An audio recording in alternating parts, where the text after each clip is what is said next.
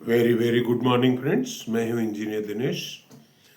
दोस्तों, जैसा कि आपको पता है कि इस चैनल का मुख्य उद्देश्य एम्प्लॉयमेंट क्रिएट करना है। आप सबको, हमको सबको पता है कि जो एम्प्लॉयमेंट अभी एग्जिस्ट कर रहा है हमारे देश में वो सफिशिएंट नहीं है। इसलिए कुछ एम्प्लॉयमेंट विकसित करने के नए तरीके हमें खोजने पड़ेंगे, जैसे कि मैं एंटरप्रेन्योरशिप और इंक्यूबेशन सेंटर के माध्यम से करने का प्रयास कर रहा हूँ। दोस्तों, जीवन में एक चीज तो हमें जरूर समझनी है कि हमें अपना आकलन खुद करना है। एक्चुअली देखिए, कहानी ये है कि हमें नेचर ने बनाया है, प्रकृति ने, भगवान ने बनाया है, ऑलमाइटी ने।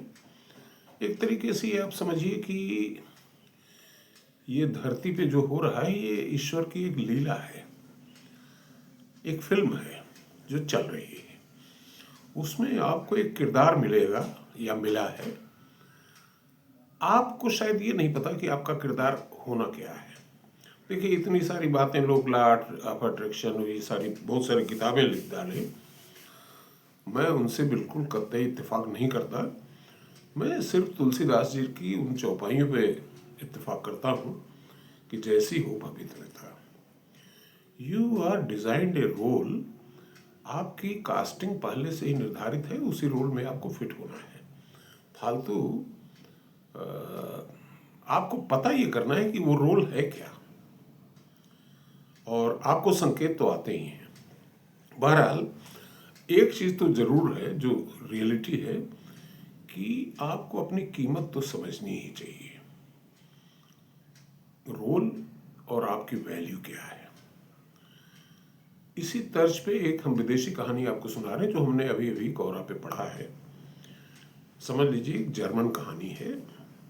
एक बेटा था, तो उसने ग्रेजुएशन किया, शायद इंजीनियरिंग में किया हो, बीटेक किया बहुत अच्छे नंबरों से। तो पिताजी ने उसको बुलाया और कहा कि देखो, मेरे पास ये गाड़ी है, शायद वो बीटल फॉक्सवैगन की, ये मैं तुम्हें गिफ्ट करना चाहता हूँ। लेकिन इससे पहले कि मैं गिफ्ट करूँ, तुम इस गाड़ी को पहले डीलर के पास ले जाओ कि इसकी क्या कीमत देता है वो। तो वो डीलर के पास गया, तो डीलर ने बोला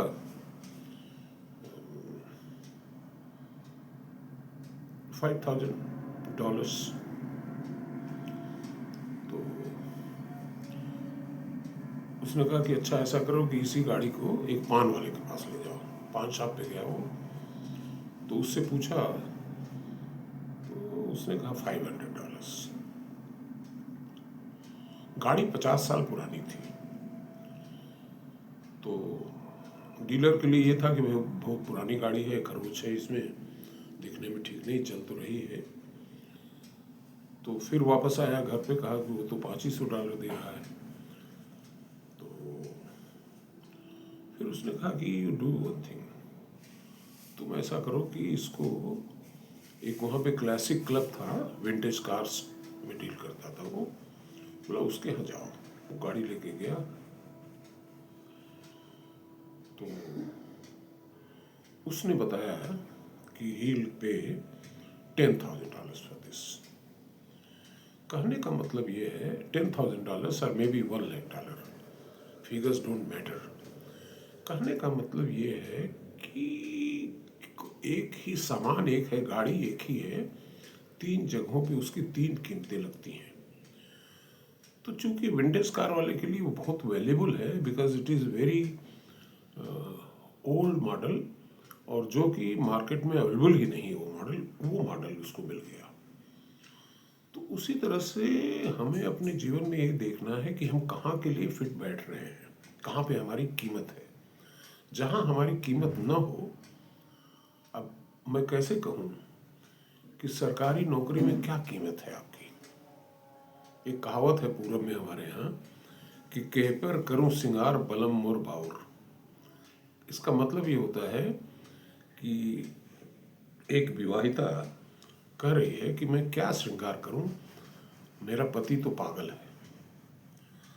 तो कोई जब वैल्यूएट करने वाला जब नहीं है जहाँ पे, वहाँ पे आपकी कीमत कौन निर्धारित करेगा? जो आपको आपको आपकी परफॉर्मेंस का कोई इवेल्युएशन ही नहीं है। There is no out of turn promotion जिसके पीछे हम भाग रहे हैं। अब आपको एक छोटी सी देसी कहानी सुनाता हूँ इसी तर्ज में, जो कि हमारे देश में एप्लीकेबल है, और शायद ये कहानी मैं पहले भी आपको सुना चुका हूँ। दोस्तों, एक शराबी था, तो रात में नशे में लौट रहा था लड़खड़ाता हुआ, तो एक नाली थी सड़क के किनारे, गटर में एक उसको गटर के बगल में वो गिर गया बेहोश होकर के। लेकिन थोड़ी देर में जब होश आया तो उसको एक चमकती हुई चीज दिखाई पड़ी। तो उसने कहा कि अरे ये क्या मिल गया? तो चमकती हुई चीज उसने पकड़ लिया, बोला चल लो अच्छा है, घर जाने पे गली में जो है रास्ता खोजने में मदद करेगी। लेकर के घर चला गया।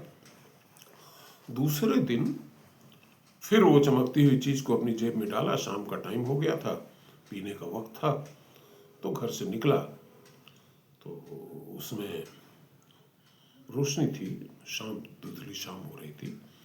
तो उधर से एक गड़ेरिया भेड़ों के साथ अपने आ रहा था। तो उसने देखा कि इसके हाथ में कोई चमकती हुई चीज है। तो उसने कहा भाई ये क्या है? बोला अरे कुछ ऐसे ही है। बोला आप इसको देंगे क्या, बेचेंगे? बोला हाँ क्यों नहीं।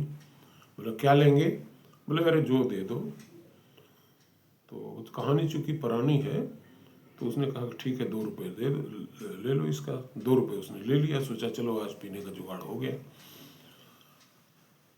उसके बाद गड़ेरिया जब आगे बढ़ रहा है तो एक हीरे का जौहरी जो है उसको देखता है कि इसके हाथ में तो कोई चीज है चमकती हुई। तो जौहरी ने गड़ेरिया से पूछा कि भाई इसका क्या लोगे? तो गड़ेरिया ने कहा कि अरे साहब जो दे दीजिए। तो उसने कहा कि 10 रुपये लोगे? बोला हाँ, क्योंकि उसने तो 2 ही रुपये में खरीदा था, 5 गुना प्रॉफिट हो गया, उसने दे दिया 10 रुपये में। उसके बाद जब हीरा, वो चमकती हुई चीज जब जौहरी के हाथ में गई तो टूट करके बिखर गई। इसलिए आप खुद सोचिए कि क्यों बिखरी। मैं जवाब बता देता हूँ। इसलिए बिखरा हीरा कि उसने कहा ठीक है, शराबी को मेरी कीमत नहीं पता थी, गड़ेरिये को मेरी कीमत नहीं पता थी, लेकिन इस जौहरी को भी मेरी कीमत नहीं पता थी जो मुझे 10 रुपये में खरीदा। दोस्तों, कमोबेश हमारे जो अभी एक न्यूज़ मैंने पढ़ी कि तमाम सारे मिलियनर्स जो है पलायन कर रहे हैं देश से, उसी तरह से तमाम सारे हमारे युवा इंजीनियर्स डॉक्टर्स भी पलायन कर रहे हैं, विदेशों में जाके बस रहे हैं। सो मच सो कि अमेरिका में 2% भारतीय हो गए हैं और इतने अच्छा कर रहे हैं।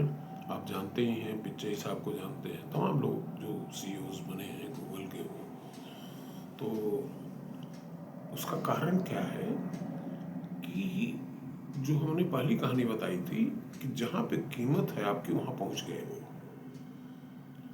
और छोड़ा क्यों हिंदुस्तान? छोड़ा इसलिए हिंदुस्तान कि हीरा बिखरा क्यों? जहाँ पे टैलेंट की कोई कीमत ही नहीं है वहाँ पे हीरा बिखर जा रहा है, टूट जा रहा है, और जहाँ कीमत है वहाँ पे जाके सेटल हो रहा है। ये दिस कहानी जो मैं सुनाने का पर्पस सिर्फ इतना सा है कि पहली चीज़ तो आप अपनी कीमत समझें, और दूसरी चीज़ ये है कि जो एम्प्लॉयर्स हैं हमारे, चाहे वो गवर्नमेंट सेक्टर के हों चाहे प्राइवेट सेक्टर्स के हों, उनको हमारे जो टैलेंट है उनको वैल्यू देना सीखना पड़ेगा, वरना ये टैलेंट ऐसे ही भागता रहेगा। Thank you.